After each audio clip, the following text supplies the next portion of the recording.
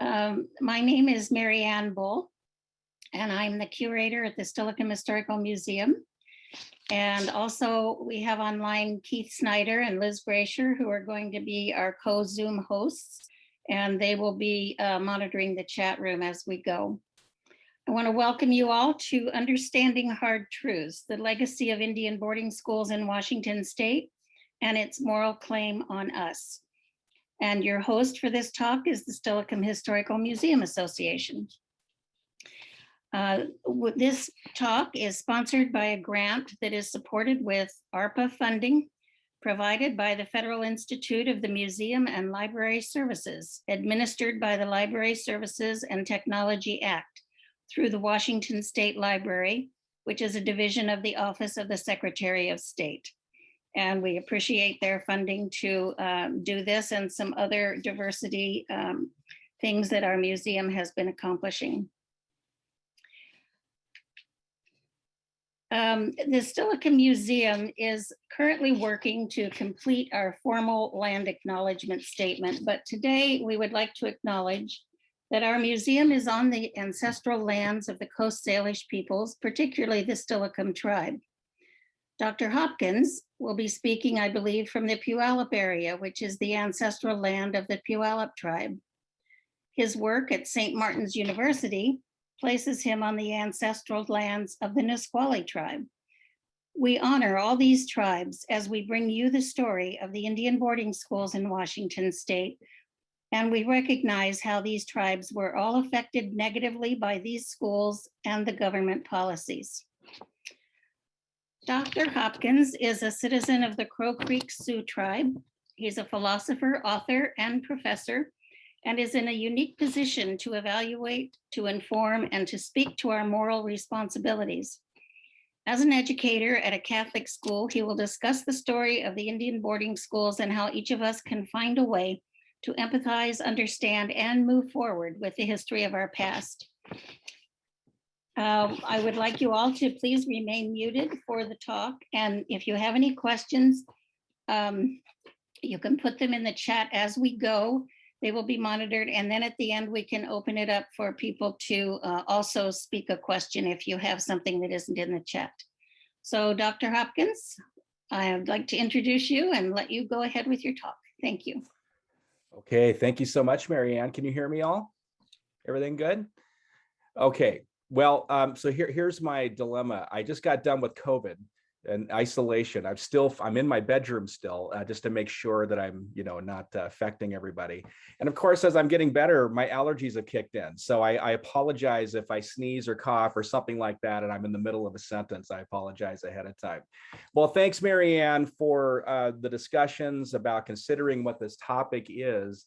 And Liz, for serving as our sort of mediator with everything that's been going on over the last couple of weeks or months, I should say, with connecting with this group. And then also the Steilacoom Historical Museum Association for sponsoring this event. Well, this topic is incredibly difficult to talk about, and it's been part of my work for quite some time in studying education and philosophy, and of course, Indigenous studies. And I teach that at St. Martin's, among with other administrative roles that I take up. And I'm going to begin with a story that some of you may have some familiarity with. And I'd love to hear also what drew you to this talk and what sorts of ideas are you thinking about when we talk openly and in very difficult ways about the legacy of Indian boarding schools.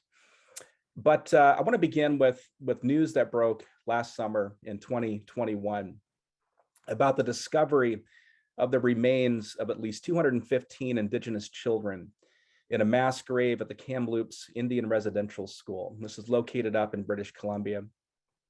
And it was a Catholic-run school that operated from 1890 until the Canadian government took it over in the 1960s and its closure in 1972. Let me see if I can get a show of hands. Were people aware of this story? Did you follow this at all? Or okay, all right. And when this thing broke, lots of people came my way. And they were asking, what is this? What's going on? Do we have these schools in the United States? And I said, yes, we do. And this was a moment for lots of people to think about, what it means to inherit a legacy of these boarding schools. And but to understand these schools, it's important to understand the broader structure. And that's what we're going to talk a little bit about today as well. This school, if you followed Canada, and certainly we're going to see a lot of this information in the United States, but the school was a part of a broader system of residential schools in Canada. And the first of these schools opened in Ontario in 1849. And by 1879, the Canadian government established a network of residential boarding schools. They called this the IRS system, and the acronym, the Indian Residential School System. And by 1930, 80 schools were in operation. And the IRS became a site for what we describe in Indigenous studies, structural violence. An estimated 150,000 First Nations, Métis, and Inuit children were forcibly removed from their families and placed into jointly supported Christian and government schools. And residential schools sought to, and there's no other way to describe this, except this way, strip Indigenous children of their cultural identities in the misguided effort, and the phrase up in Canada was kill the Indian in the child. And Indigenous children stories that broke out with the Truth and Reconciliation Commission report that was published in 2015 described physical and sexual abuse. Students and children were even killed in these schools, and leaving individuals and families and communities wounded, broken, and traumatized. In 1996, after nearly 150 years, Canada finally closed the doors on this system. But this Canadian system is not unique. A similar one, a system of Indian schooling, existed in the United States. And this US system has long roots that stretch back to the colonial period. The Jesuits and Protestant groups in the early missionizing of Indigenous territories were starting mission schools a long time ago.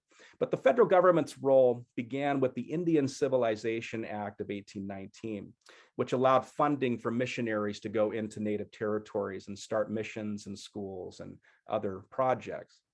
And during the mid-19th century and continuing into the late 20th century, the federal government enacted laws, it implemented policies that established and supported Indian boarding schools across the nation. And these schools took on various forms. One form was the day reservation school. Another form was the on-reservation boarding school. But perhaps the most pernicious of these were the off-reservation boarding schools that were hundreds of miles from the children's families and tribes. In many cases, these schools were supported and funded by the government, even the religious schools, in many ways, to operate their own mission schools. And just like in Canada, the purpose of these schools was quite direct: to culturally assimilate Indigenous children into mainstream white society and culture by forcibly relocating these students, in some cases far removed from their families and tribes, where their identities, languages, and beliefs were to be suppressed. Now, Washington State holds its own place in this history. The signing of treaties in Washington Territory, the Medicine Creek Treaty, for example, 1854, that includes the Nisqually, Puyallup, the Squaxin, and the Steilacoom. These included commitments in the treaties to fund what they called back then industrial schools. Similar language appears in the Point Elliott Treaty of 1855. This is the Duwamish people, who today are still not federally recognized. By the 1870s and 1880s, several small schools emerged on the Chehalis tribes, Skokomish, Tulalip, Colville, and Makah tribes and territories. Now, if you've had a chance to take a peek at the recent report that came out from the Interior, led by Deb Haaland, who's the first Native American to serve as Interior Secretary, it's estimated that of the 408 Indian boarding schools across the United States, we have somewhere around 15 that operated in Washington State.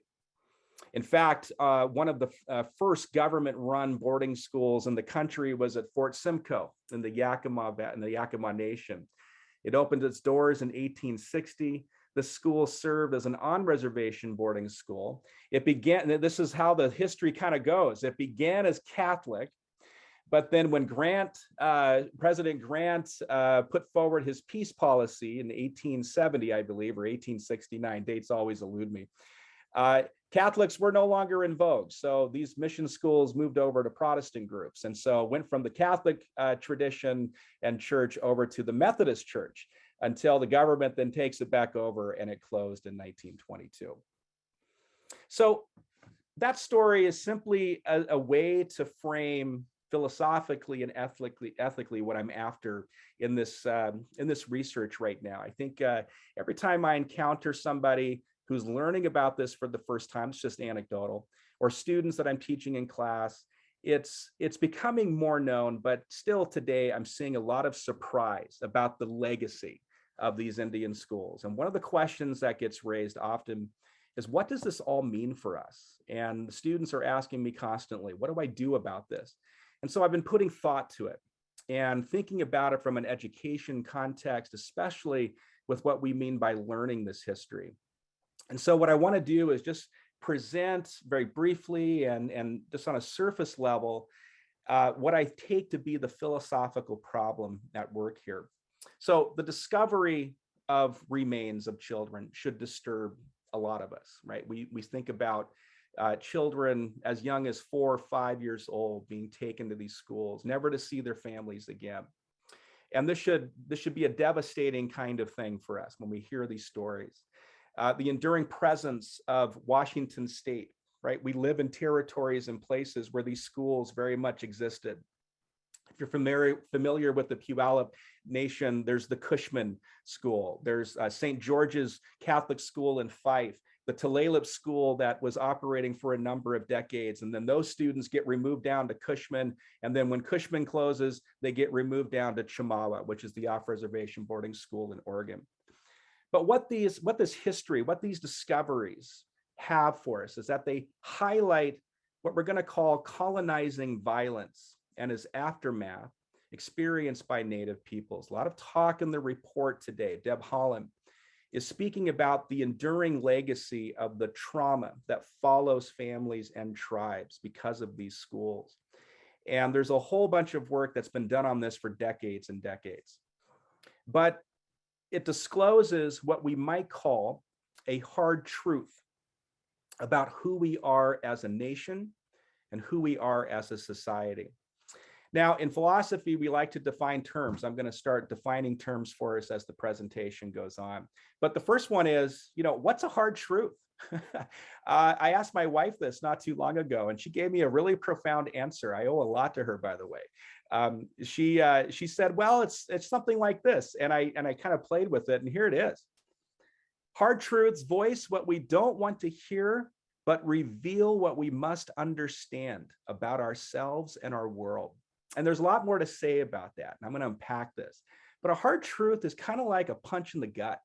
It's like, wow, that was pretty harsh, but it's necessary. I'm going to argue in order for us to wake up, in order for us to see the world differently, to learn something about ourselves, both on the individual and the social level. And I think that's what this legacy of Indian schooling, boarding schools, is about. And I'm going to hopefully make this clear as I go on. But when we understand the hard truths of the colonizing past, it is unsettling.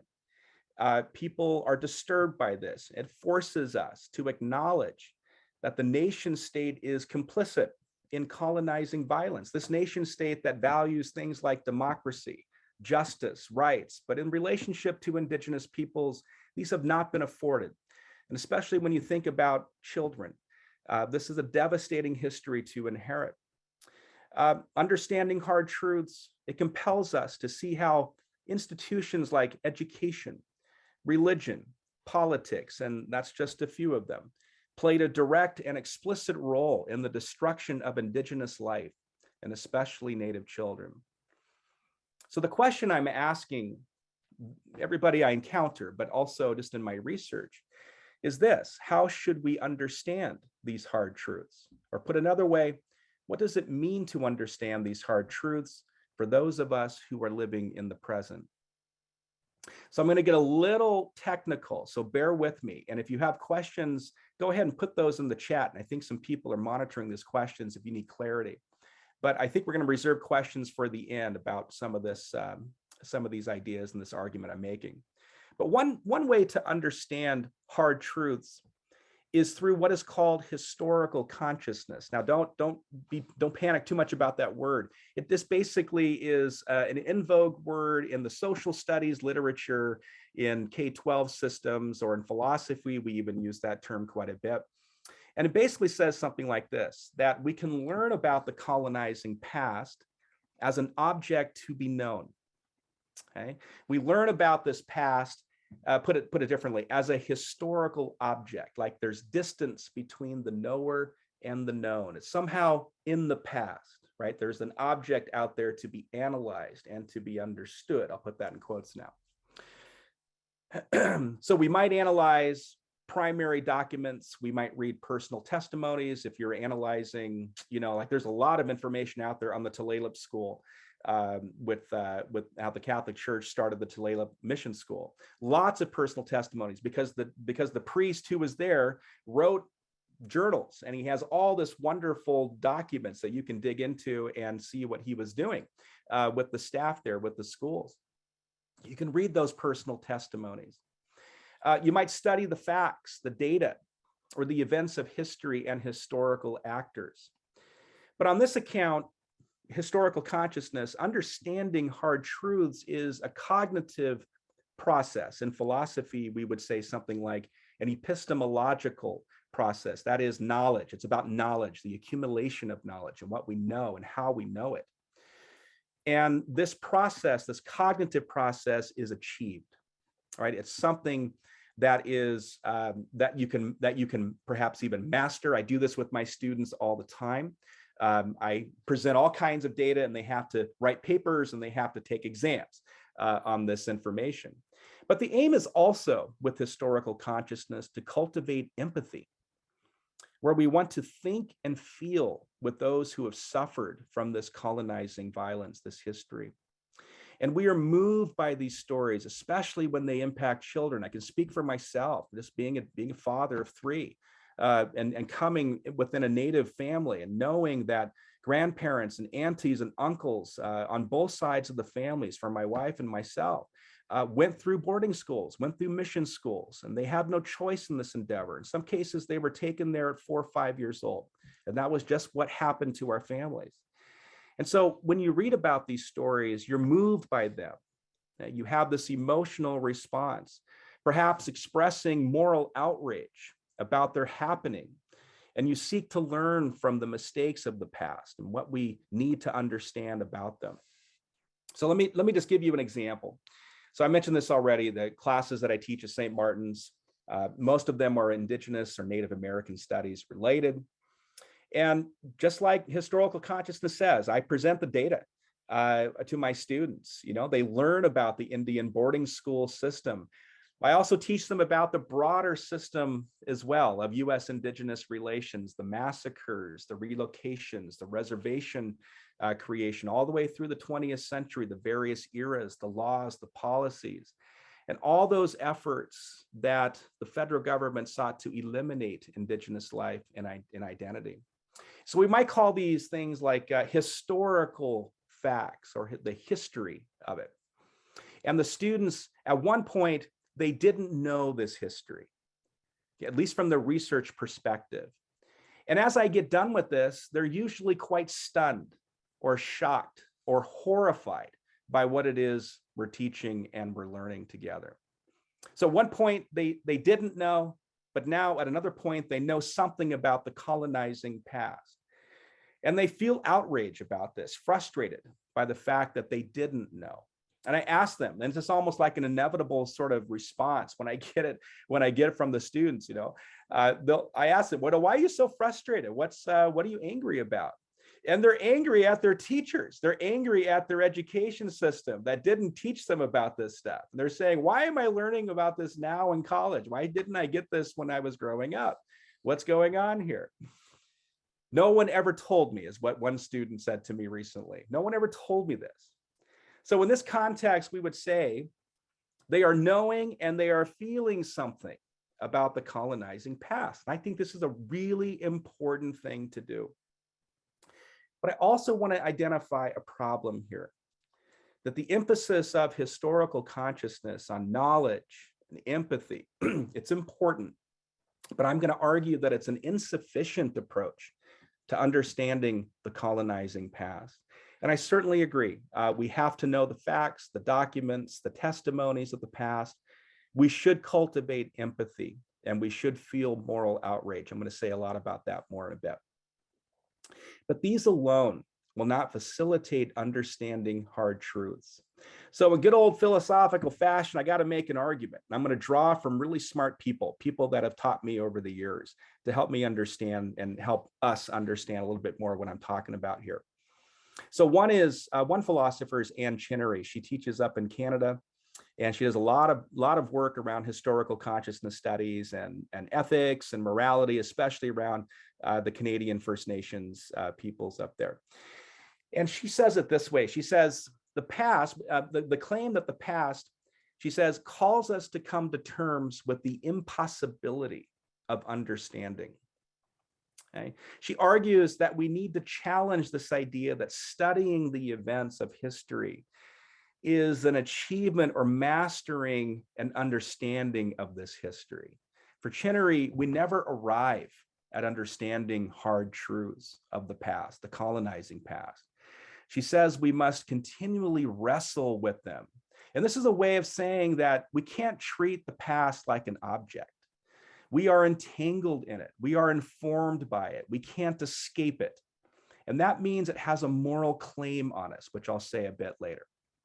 Another philosopher is Tyson Retz. He talks about history and empathy a lot.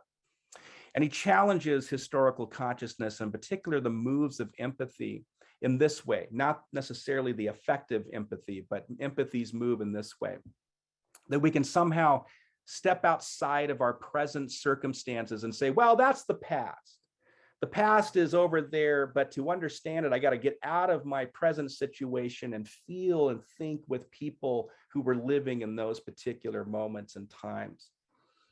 And for Retz, this means that somehow you bracket yourself. You somehow, you're able to escape your present situation and sort of go back in time, as it were, and understand who these actors were and what the events were from their perspective. And Retz says, we can't do that in history. If we're really going to understand history, we've got to understand what we bring to that past, a sort of interpretation or a meaning that we're always bringing to the past.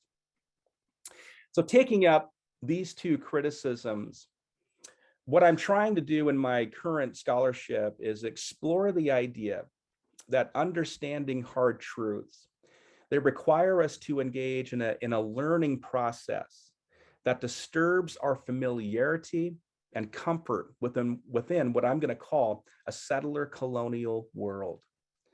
So understanding hard truths should not only disturb, but it should transform us. And so I'm drawing from a really important philosopher of the 20th century. His name is Hans-Georg Gadamer. And Gadamer argues that we learn, like really learning something, he says, is through negative experience. I mean, think about the times where we had all kinds of wonderful plans in our lives and they failed miserably. Or we sought to do something, we aspired to do something and it just went sideways. And we say, wow, that was a horrible experience and I never want to do that again. Gadamer says, no, that's the rich stuff. That's the stuff that teaches you who you are. That's the stuff that wakes you up to your world. That's the stuff that makes you become a person in that fullest sense. I'm going to draw from that idea and also pick up another philosopher. She was my advisor at the University of Washington. Her name is Deborah Kurteman. And Kurteman has this idea based on Gadamer called being pulled up short. And she describes this as a learning that is not realized by achieving knowledge or cultivating empathy alone. She describes it this way. This learning, this being pulled up short, is a living through the painful and often disorienting moments of transformed understanding. It's this time in our lives where we just become something new because we didn't realize the plans that we set for ourselves. Through this being pulled up short, we came up short to the thing we wanted to do, is basically what that idea is. We woke up to our reality, to our world. We become something new as a result. I'm going to take up these themes and try to put it in the context of understanding hard truths, because I think that's what people are going through when they hear about these Indian boarding schools, the legacy that carries over to us, right? What does this mean for me to live in this society, to be a citizen of this nation, or to inherit this past? What does it mean for me as a human being, as a person living today? And what I want to say is that this realization starts to wake up a moral claim in the present, those of us who are in the present. That is, we learn to reckon with the nation's complicity in colonization and its continuation, and we learn to take responsibility for it. And that's kind of where we are. Deb Haaland's report, lots of talk right now is around two concepts, and one I'm going to talk about at length, a little bit more at length. One is restorative justice. That's how we're supposed to take care of this legacy of Indian boarding schools. We have to restore the humanity of tribes and peoples who have experienced this trauma. Another concept is reconciliation, and that's the one I'm going to go down. I'm going to go down that path for us, and we'll see what that means. But before we get there, I've got to talk about one concept that I've been throwing out, but I haven't quite defined, and that is this notion of settler colonialism. And I'm going to quickly define it, and then we'll use it as we go forward. So by settler colonialism, I'm referring to the structural process of what a great anthropologist, he's passed on, unfortunately, his name is Patrick Wolf, and he called settler colonialism a logic of elimination. The settler colonialism says that colonization is not an event in the distant past. As Wolf says, invasion is a structure, not an event. In settler colonialism, here's how he would say it. Europeans and their descendants sought to supplant the native by establishing their own institutions like Indian boarding schools over indigenous peoples and their lands. He says the settler comes to stay, thus replacing and becoming the native. The logic of elimination entails multiple modalities of structural violence to enact this elimination. And Wolf describes a number of ways at great length, but basically it's something like this. From military invasions, forced removals, mass killings, frontier homicides, to softer, and I'll put that in quotes, softer modalities such as the democratization of tribal nations or the racialization of native groups.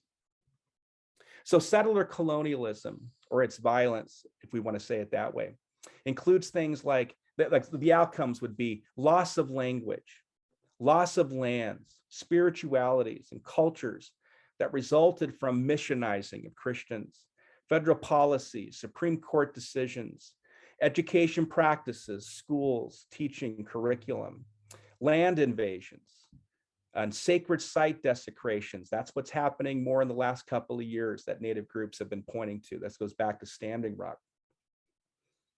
And a lot of these characterize what we're going to call the historical and ongoing settler colonial violence committed against Native peoples and their communities. So Indian boarding schools are simply one aspect of this colonizing violence. Okay, so lots of abstract stuff. I'm going to start getting down to the ground, as it were. But before I get there, I got to talk about what I'm referring to, a kind of learning, this negative experience, this being pulled up short. And in my book, I have a concept that I borrowed from another great Indigenous scholar, Megan Bang, but I've used it in a different way for my purposes. It's a concept called desettling. And I want you to think about my students again, sitting in the class and hearing about the colonizing past, perhaps for them for the first time, or imagine yourself learning about the nation's complicity in colonizing and violence, or the Indian boarding schools and the legacy in Washington state. So I call this desettling. And desettling learning draws from this idea of negative experience. It builds on Kurtemann's insight. And basically, here's what I mean. Desettling, I'm referring to a transformative learning process whereby the non-native person learns to undo what settler colonialism has taught them about themselves and indigenous peoples. So desettling is not simply a cognitive or epistemological process. It's not about just acquiring the facts or the figures or the data. It's not just about cultivating empathy. All of those things are important. Okay?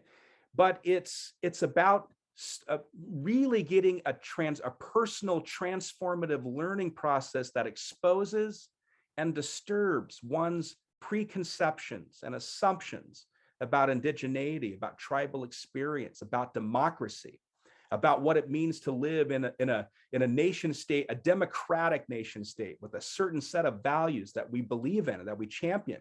And yet, when it comes to this particular relationship with indigenous peoples and the hard truth of Indian boarding schools, this disturbs our preconceptions of what those things mean. A desettling learning, if we're doing it authentically, if we're stepping into this learning, it disorients non-native peoples, it unhouses them, it lays bare their comfort and familiarity within a settler colonial structure. Its purpose is to reorient them towards new self-understandings of what it means to be a human being in this society. Okay, how does desettling relate to understanding hard truths? Let me just start to put these two concepts together. It's an approach to understanding hard truths in that it tends to the emotional, psychological disruptions that non-natives display when confronted with indigenous realities, experiences, and the like an Indian boarding school system. This happens in my classes all the time. I will be lecturing, just like any professor is doing. I'm presenting on boarding schools, for example. We cover many Indian boarding schools in Washington state. I talk about the whole history as much as I can. And then I'll look up and I'll see students in tears. They'll be deeply moved by just the facts and the historical data around this. And I'll have to pause and I'll say, what's happening for you? And they will say something to the effect, I'm just so disturbed by what I'm hearing. It's in that particular moment where the richness starts to come out in terms of learning for me. Just bracket the facts. It's not about cultivating empathy at that point. What I'm interested in, what's happening for you as you're hearing this information? How are you understanding yourself? Before this lecture, you understood yourself in a certain way. And now I'm seeing that change is happening. A transformative process is taking place. Let that take root and let that grow and begin to teach you something about yourself that you didn't know before. Okay. So desettling can also provoke resistance. So not only do I have students who might be emotional in the class, I have students who are very angry at me. They start to get very defensive. They might have, responses like, let me think of one that was very recent. One, because I just got done teaching a course on Native studies this past spring, and one student yelled out, "Well, Native Americans were violent too." And I said, yes, there are occurrences when this happens. I mean, if you're defending your nation, state, and territory, you will commit violence back. There's no question about that. Lots of great examples of this. But we're talking about a settler colonial structure. And let's understand that. Let's see what that means. And as I'm working through the resistance with the student, you can see something starting to take hold and get challenged. And so the desettling learning, if as a professor, if as a teacher, if you're doing it correctly, you're willing to sit with the vulnerabilities and you're willing to sit with the resistances of that learning. And that's going to spark conversation in the classroom of how we are to understand these hard truths in light of how we're feeling about it, in light of how we're grappling with the information. Okay. Okay, Marianne, I'm looking at the time. I see 2:36. Is that right? Do you see that too? I do. I'm thinking if you want to take, to like 2:45 wrap up things, and then we'll have plenty of time for some questions. I think that the information you're giving us is not giving us a chance to stop and type in questions because we're just so following along intellectually here with you. That's my case anyway. Oh, it is. Okay. All right. Should I take a pause and see if people have questions, or how about this? Let me do this. Think about your questions. And I want to pose to you what the moral framework is. I mean, a lot of people say, all right, John, you have all this great gobbledygook, abstract stuff, and as philosophers, we all sort of get inspired by this, but everybody else, or, like educators especially, ask me all the time. So what do I do about this? Like, what does this mean for me? And what I say to people is, one of the things that we're talking about, Canada's been going through it, is thinking about reconciliation. And I understand that this is a hot topic, it's deeply contested, and I think it's important to step into these ideas.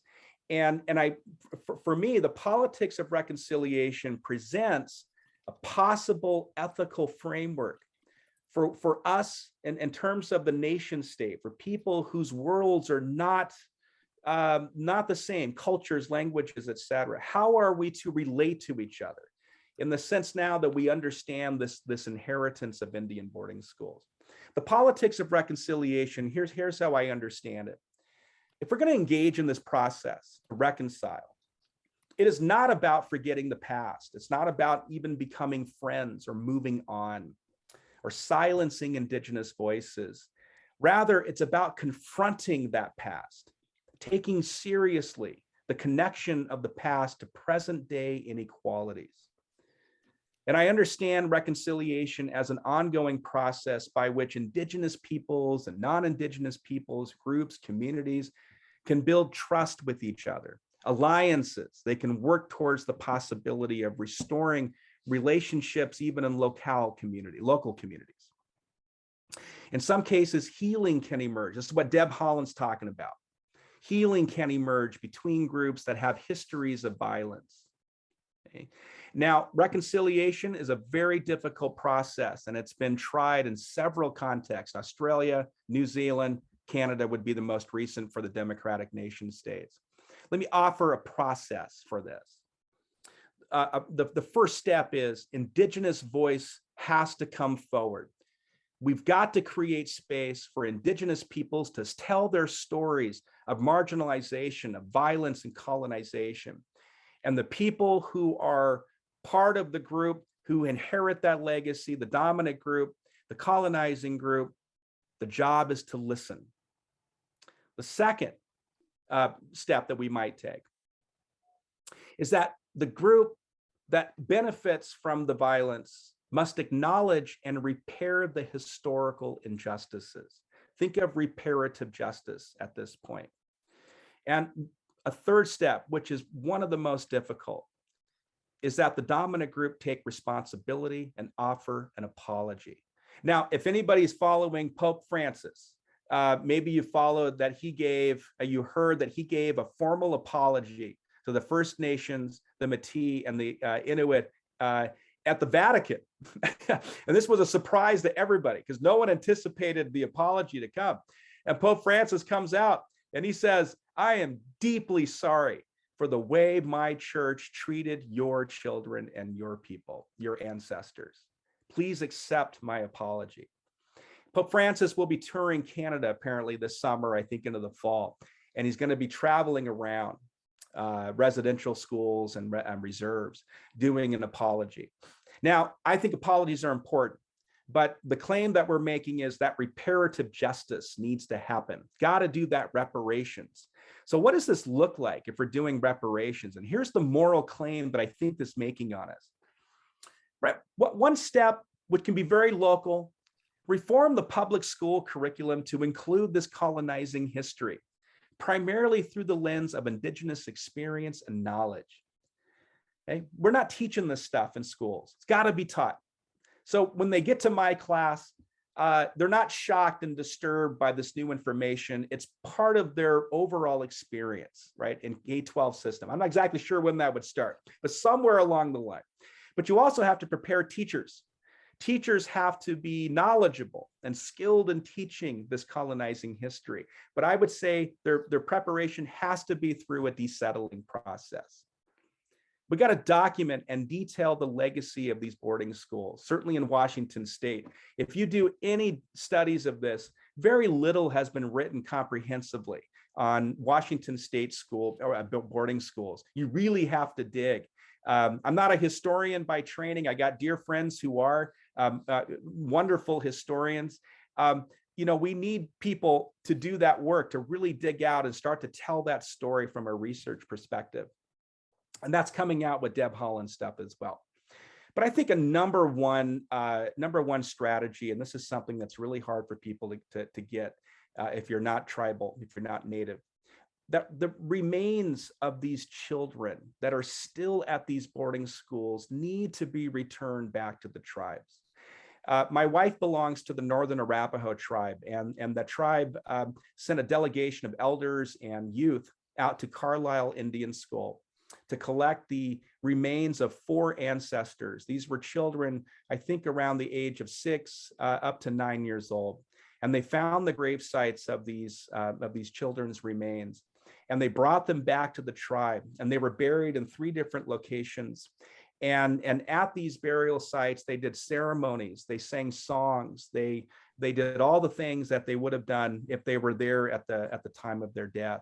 And this just raises the healing aspect of what we have to do as a society, of looking into these boarding schools and returning what was lost to the tribes.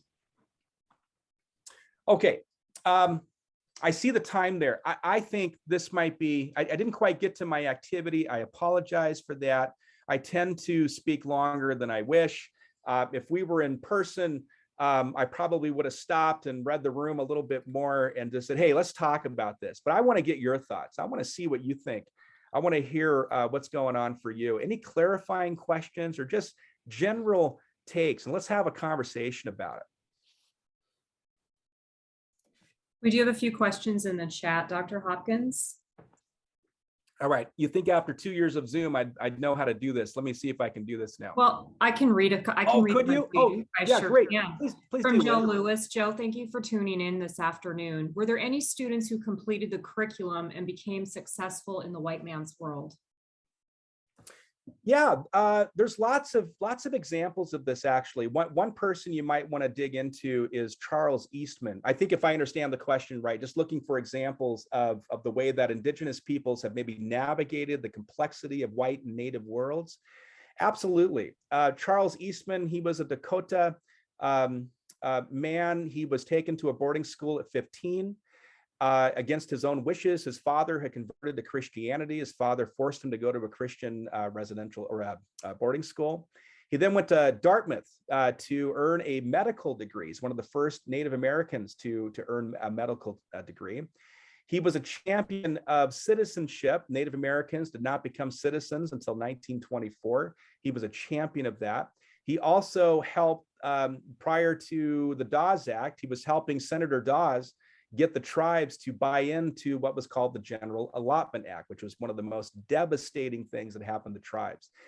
But he began to develop a more complicated view of these two worlds. After he arrived at the massacre of Wounded Knee, 1890, he was there about 3 or 4 days later, and he saw the mass grave of elders, children, and women.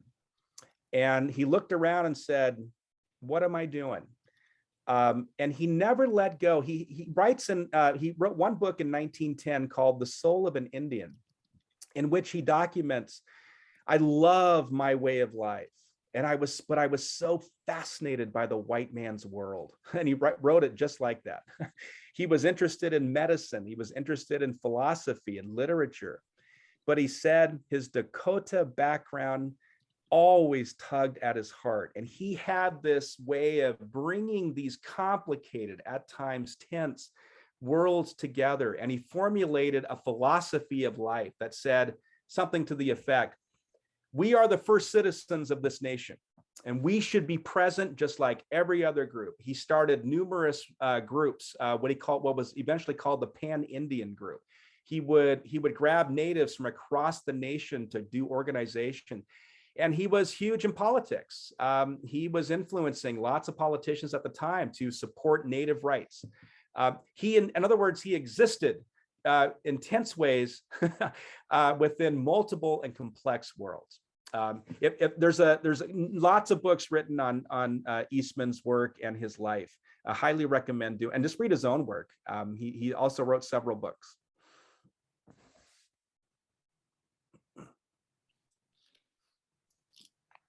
Marianne, did you want to read your question? Um, I think you're the next one that asked a question. I'm down on my list here. You go ahead. Just go Okay, ahead. sure. So Marianne asked a question. I feel we are in the similar process of separating children from families at the border, and also even with Ukraine being invaded without cause. Do you see this as a broad process beyond Indigenous peoples? Yes, I do. It is painful to hear. I mean, when the stories broke of immigrant children being taken out of the arms of their mothers and their families, people were saying this is a horrific thing. I can't believe we're doing this. And my response was, this is something the nation state has done for a very long time. If you look at the way Indigenous peoples were forcibly taken, if you look at chattel slavery and the way in which children were sold and separated from their families, this is a practice, I'm afraid to say, of settler colonial violence. It is nothing new in the history. At the same time, the various modalities in which they show up, whether it's Indigenous or other groups, we should say it's not unique or it's not an anomaly. It's actually something that pervades. In fact, a lot of research by historians will say something to the effect, early missionaries and colonizers knew very quickly that the way you destroy the culture is by eliminating the women, and you take the children. You take the children, place them into schools or other families. These were common practices. And so when we see them happening in different locations, what we should be asking is, what is it about the broader political structure of violence that seems to operate in various ways and differences, and yet the theme is sort of the same? This is an act of genocide is what it is. This goes back to the genocide research. This is sad to say, part of that process. I agree with that. We have another question from Barb. Barb, thanks for tuning in today. She's a Steilacoom resident. Did any parents refuse to send their children to these schools? If they did, what consequences did they face? Did they ever see their parents again? Oh, Barb, this is one of the saddest stories of the whole affair. So yes, parents resisted, no question about it. Anecdotally, my wife's mother, who's Quinault, when she was being raised on the Quinault res, her grandmother who raised her would hide her from the Indian agents that would come to the res. This was a common experience. You hide your children. You have sort of, cues when the Indian agent's coming, you go off and find your hiding place. Parents resisted.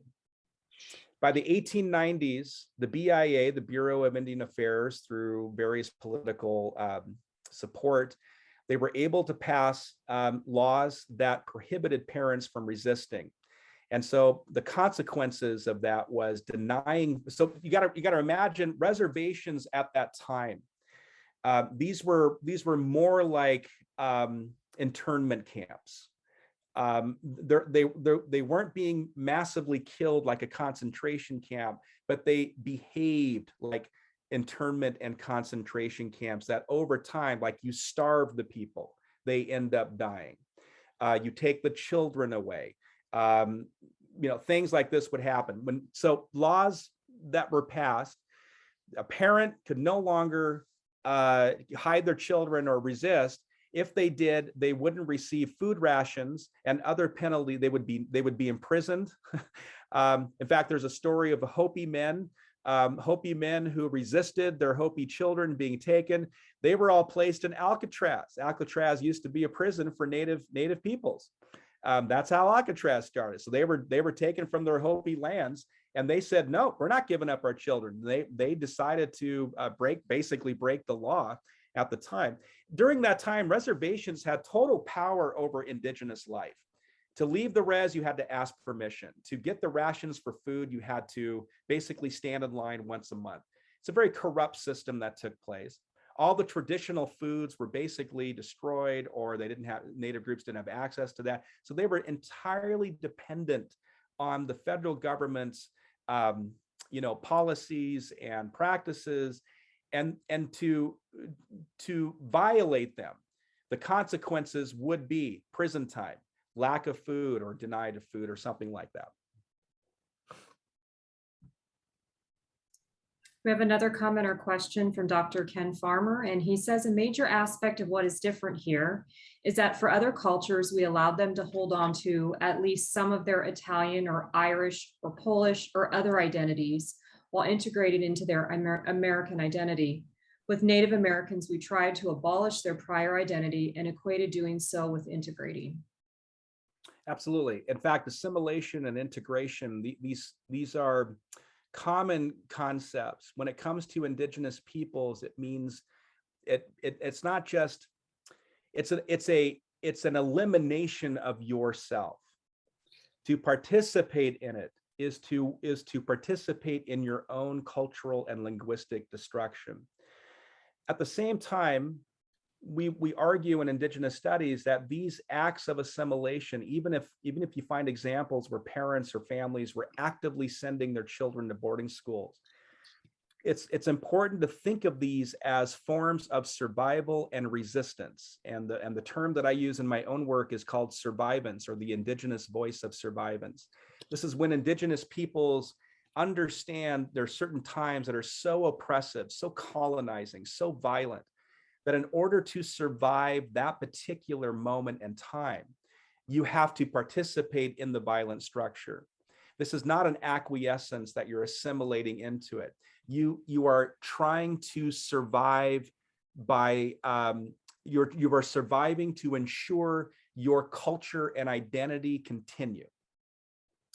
And so, yes, other groups, you might say it was important to be, the construction of whiteness, for example, right? I mean, seeing that to be white was to have access to citizenship, access to goods and resources.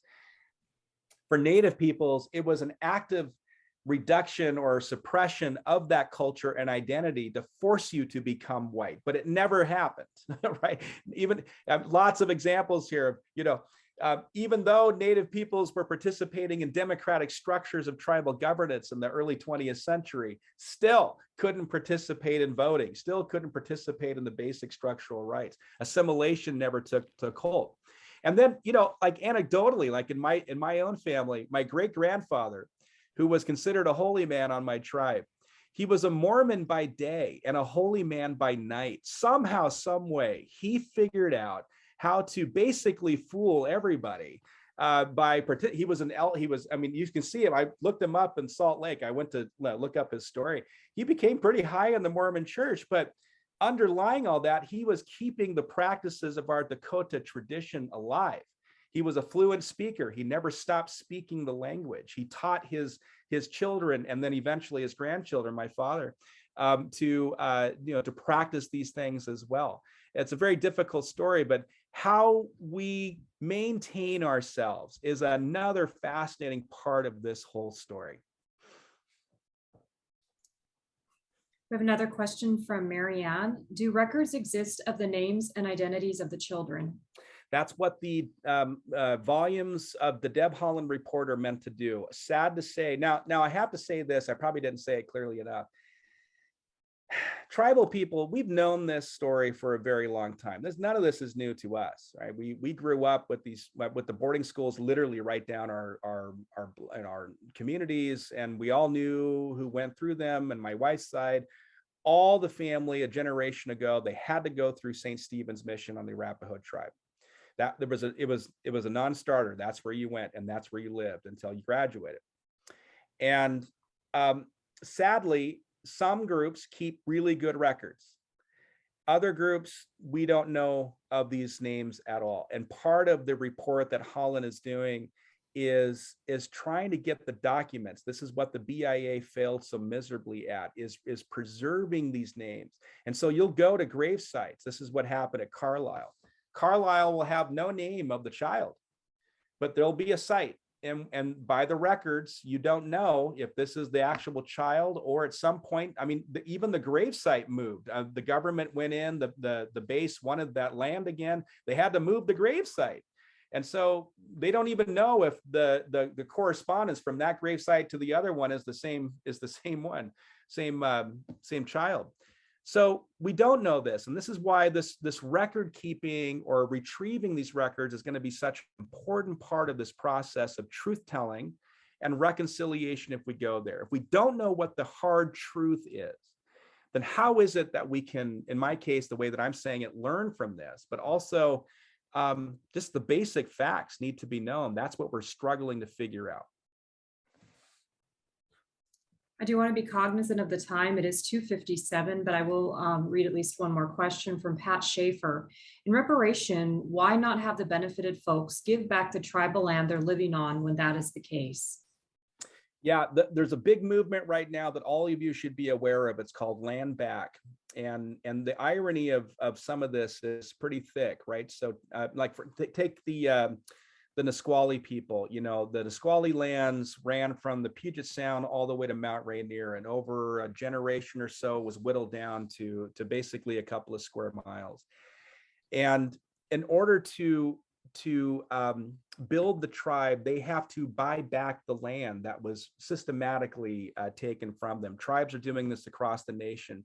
And that presupposes, of course, that they've done enough economically to have that money to do that. But the Land Back movement is saying, if you're going to repair the damages, one of the first things that the government should do, or even personal families who have inherited wealth from land going back several generations, is to give that land back or to work with tribes to do that. I can tell you that the Catholic Church, just because I'm familiar with it more so, has been doing this on a quiet basis. There are certain missions that are now, they're looking at this history and saying, wow, we need to, this has to go back to the tribe. And so some of that movement is happening, but it's highly contentious. And you can imagine how contentious when things like economics or, communities that have been around for a long, long time, giving that land back is going to be incredibly difficult to do. But we also have a treaty system, and the treaty system also tells us, if we're going to follow that, what that implies for tribal nations today. Wow, those were great questions. Amazing questions. What else, Liz? Should we stop? Marianne, should we stop it there? I would like to at least finish the ones that are in the chat room real quick if we can, if people are willing to stay on. If they can't, they can leave. But I think there's some really interesting questions still to come. So Liz, if you wouldn't mind. Sure. We have another question from Marianne. Were the last schools to close any better than when the schools started, or were the same practices of erasing identity still practiced? Wow, this is a great question, and it's something I get in trouble with all the time, because I make the claim that progress is deceptive. What looks to be progress is actually the same old story over and over again. And so even though those schools that attempted to bring in native curriculum or have native teachers, in the 1930s to the 1940s, a lot of these schools became what's called the part of the progressive era education time. So even priests, there are examples of priests at these Catholic run schools saying, okay, enough of the missionizing. Let's just bring in the families and all that looks good, right? You read it and you're going, wow, they really made some good progress here. I argue that it's still part of the structural violence. It just has a different face and modality. So what looks like, wow, we're really accommodating the native, it isn't getting to what it is to truly be educated as an indigenous kid, a child, in your culture, in your communities. It's still not indigenous education. So even though the public schools, like since time immemorial, if you've been following this, I think that's an incredibly important thing. But it's still within a public school system that hasn't recognized, and my language, has not desettled. And that means it's not doing the work of decolonizing, which is an entirely different way of conceptualizing Indigenous education. So we can find examples where some of these schools really turned a corner, but I say they turned a corner within the structure of violence. And so you can't just tweak that school, even if it becomes more Indigenous friendly or accommodating. You have to address the structure that gives rise to the very violence in the first place. And that's what we haven't done in these schools. That's a great question and takes a long time to unpack. But that's one of the heart of my argument that I make in my book. Marianne makes a comment in the chat. The resilience of tribal people is pretty amazing given these circumstances. Did you lose me? I think I froze. Can people hear me? Oh, yes, I can hear you. Okay, I think, oh, go ahead. Oh, sorry, Go ahead. Dr. Hopkins. Marianne mentions a comment and then I'll ask another question. The resilience of tribal people is pretty amazing given these circumstances. I love the ads in the Seattle Times and on television for the Muckleshoot people. I am Muckleshoot. Tribes, it seems, are reclaiming some of their identities now. Paul asked, did I cut you off? No, go ahead. Okay. Paul asks, do you see a parallel with today's removal of Civil War history and artifacts, including changing names of military installations? Wow. Yes, I do. It's a different, I mean, if we think about these complicated histories of race, white supremacy or race, and how this all enacts itself. In the settler colonial structure that I put forward, race and white supremacy are very much part of that. And the same occurrence is taking place, right? The naming of things, mountains, rivers. It's like, and then part of the process, if a tribe is really decolonizing and putting into practice sovereignty, part of that is reclaiming the name of the original places. I mean, that's part of that place-based view. And I do see a parallel with it. In some ways, it's like tearing down the statue that stands and, that reminds us of this violence. I think there are different things though, but there are different occurrences happening because it's differently affecting groups in a racist history past, et cetera. But I do see a similarity with that. Barb asks, how did all these children die? Wow. In all kinds of ways: disease, starvation. They ran away. They were beaten. They committed suicide. The list goes on and on. I mean, this is where the learning breaks your heart.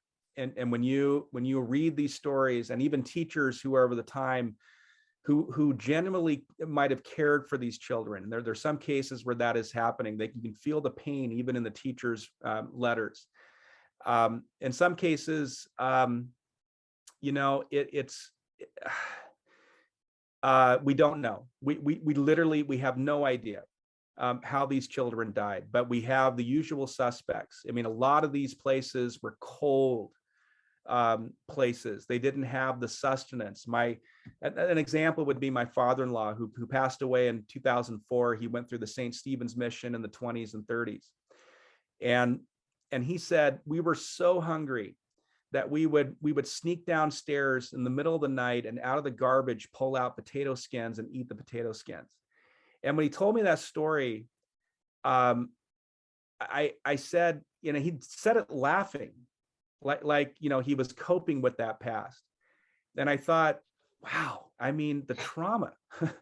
And he talked about kids who died because they didn't have a doctor. The Jesuit priest was all things: doctor, priest, teacher, handyman kind of thing. Lots of death in terms of disease and whatnot. But we honestly don't know exactly the full story. And that's where this reporting and investigation is going to help us understand that. Families suspect this is what happened to my ancestor, but we really don't know. And this is part of that healing and restorative process that needs to happen. That truth has to come out. That's an excellent question. Okay, I think that that is the last of the questions, and really appreciate you giving this talk and helping us work through all of this for ourselves and for our community. Really appreciate it, and thank you all for coming and for participating and for asking your questions. All right. Thank you so much, everybody. It was such a pleasure, and ask me anytime. I'd love to come back. Okay.